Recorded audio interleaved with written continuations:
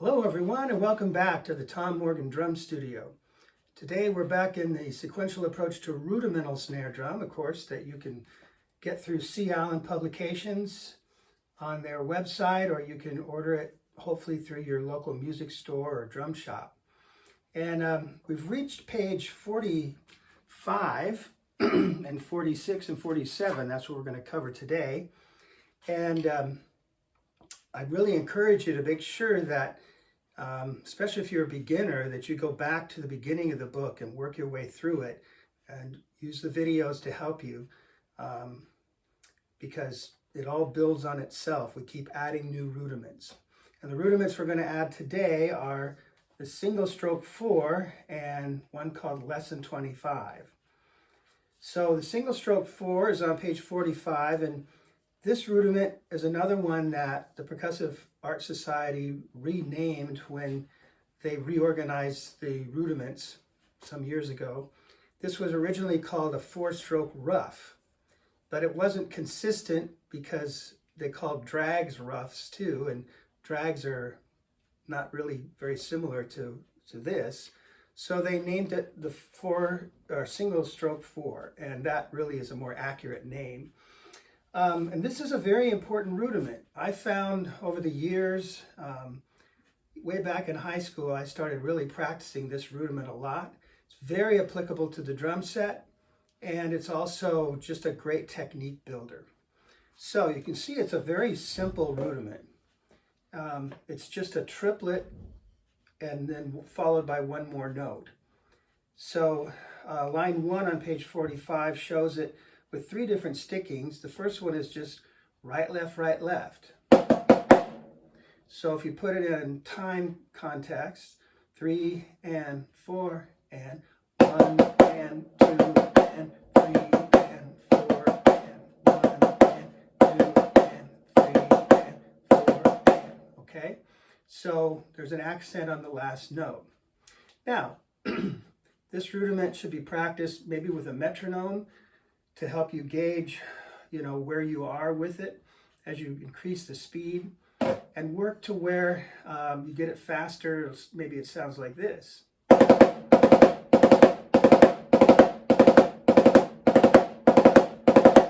And you'll notice that when you play it, you're really just playing 2 notes with each hand, but they're intertwined. So even if you play it quite fast, each hand is only going. The trick is to coordinate your sticks so that they fall right where they're supposed to, so it doesn't sound uneven. And that's the part that takes practice. But eventually you want to get it so fast that you can just think of it kind of as one motion. Like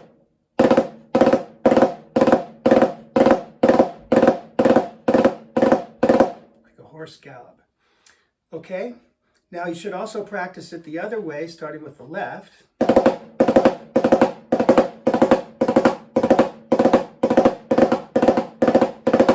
So you feel just as comfortable starting with your left as starting with your right.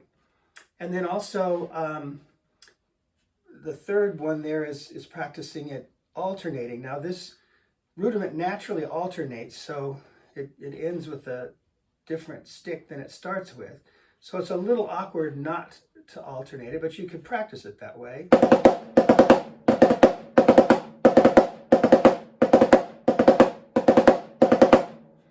So there's always good in practicing stickings in different ways. Now, line number 2 is the same thing, it's just that the triplet starts on the and instead of on the downbeat. So I'm pretty consistent in the book where to always, when the triplet starts on the downbeat, I start with the right hand. When the triplet starts on the upbeat, on the and, I start with the left. And that's because it always makes it come out so that your right hand lands on the downbeat. Now, that doesn't mean you can't do it the other way, but when you're playing a rudimental drum solo, the sticking seems to work if you kind of keep that principle in mind. So number 2 is right, left, right, left, right, left, right, left, right. So 3 and 4 and.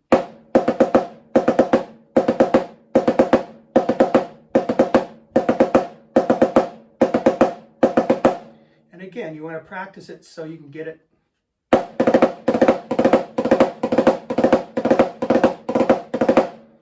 up there in the tempo. Now lines 3 and 4 are particularly important. I found, I just kind of made these up years ago when I was just practicing this as a technique exercise.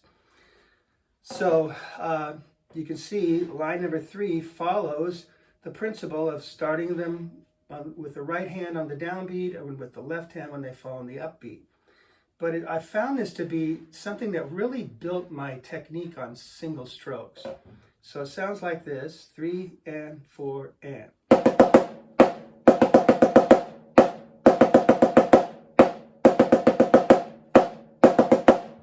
Now if you get it faster is when it really starts to, I think, help your chops.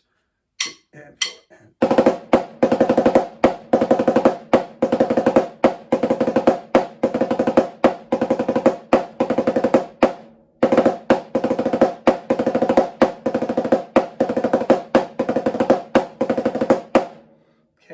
I used to do that for hours at a time and just found that over time that really built my single strokes.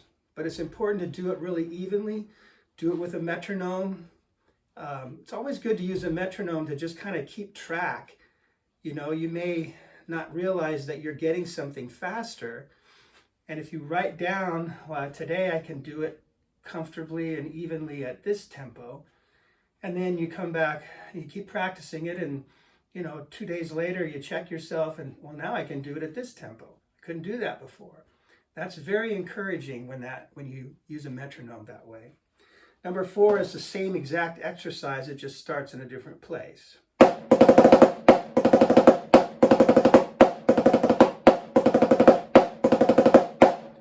And then the last one is just another one I used to practice, still practice.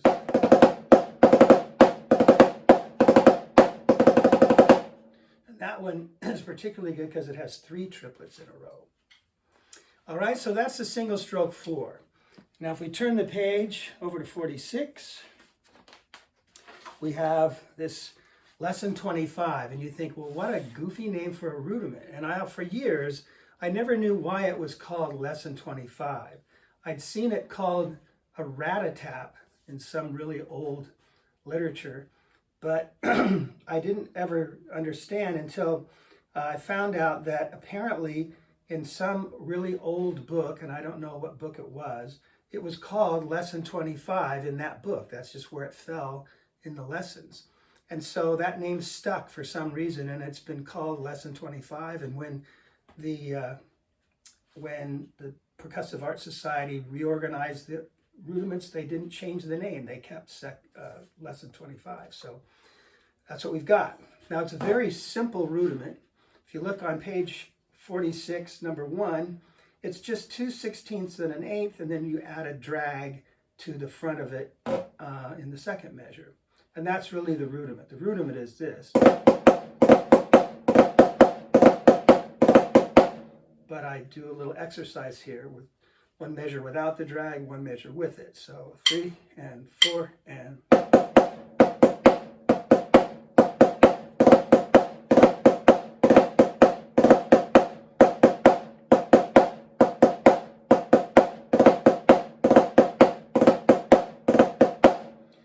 Okay, now you notice that I'm playing the drag, the 2 grace notes, quite close to the main note. And the reason is because I want it to still sound like this rhythm. If I spread those grace notes out and make it into like a 16th diddle instead of 2 grace notes, it sounds like a different rhythm.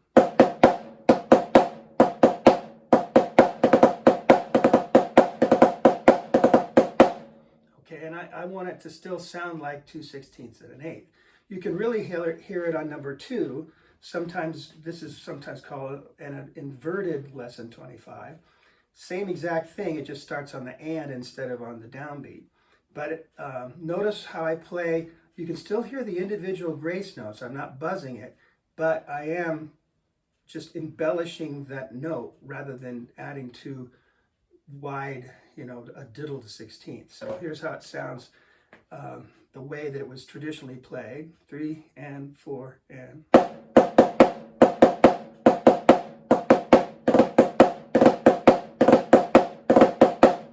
Okay, now if you diddle that, if you make it into a, like the E diddled, which you see a lot in drum corps music and more modern solos, it doesn't sound like a lesson 25. In fact, I wouldn't call it that. I'd call it something else, just a diddled 16th note, but it would sound like this.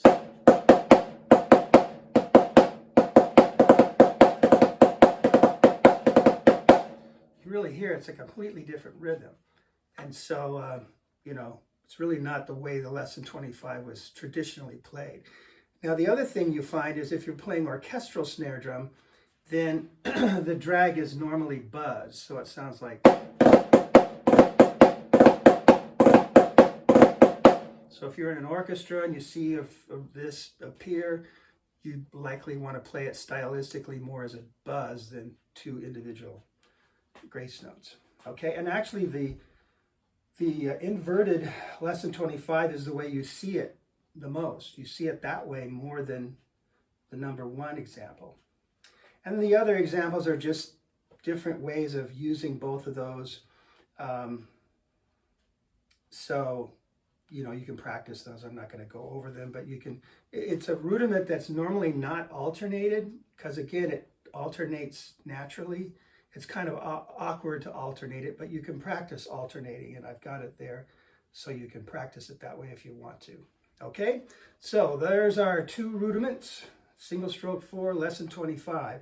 And that brings us to page 47, and the first numbered solo here, solo 9, which uses those 2 rudiments along with the rudiments that we've already covered.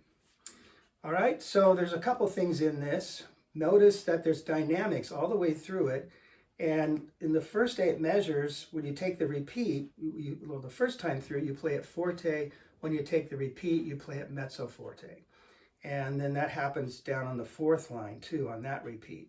And then at the end, the last 8 bars or so, there's what we call stair-step dynamics. So it's 2 measures of mezzo piano, 2 measures of mezzo forte, 2 measures of forte, and 2 measures of fortissimo. So the dynamics go up like stair steps. It's not a crescendo. All right, so dynamics again are controlled by our stick height. And we've talked about that in earlier videos. So when you practice these rudiments, you don't want to just practice them loud. Practice them at various stick heights so you can control the dynamics. All right, so this is kind of a rite of passage in the book. This one, you know, when people perfect this solo, it seems like they kind of take a jump in their technique. But it is a little bit of a step. Okay, so I'll play it and listen for the dynamic changes. Okay, here we go. 2, 1, and 2.